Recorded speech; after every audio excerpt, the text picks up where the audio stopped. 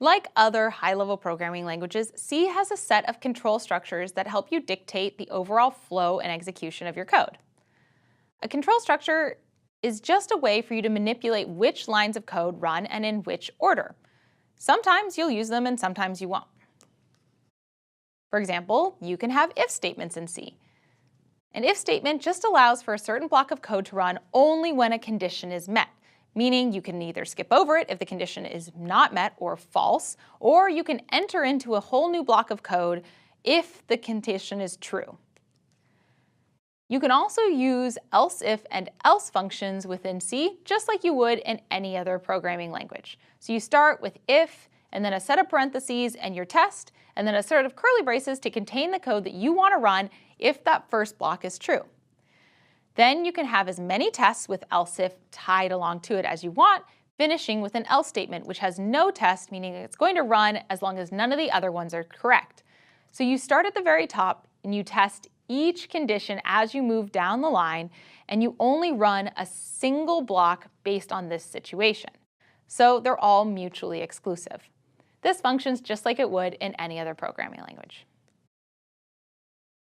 In C, you also have for loops, which really is just a way to execute a certain block of code a pre-specified number of times, sort of like a counter. Here's what a for loop looks like in C.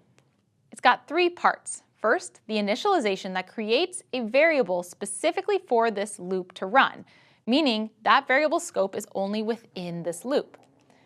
Then you have a condition. The condition is the test that indicates whenever it is true, run this loop again.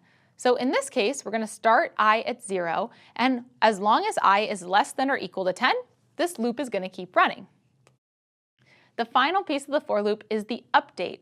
That's going to update your for loop variable and hopefully move you from your initialization to the end result or false state of your condition.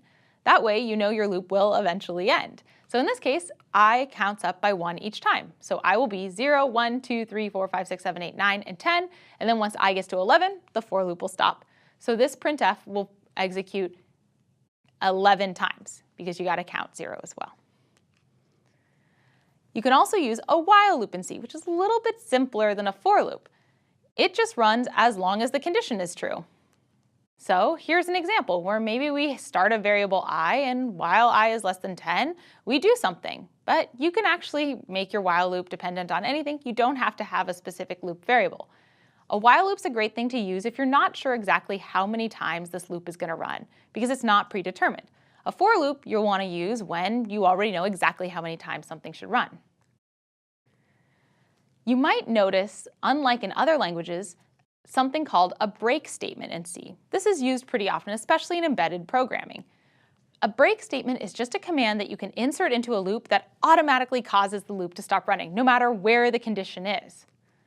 So let's say we have a while loop, and we're just going to loop infinitely while 1.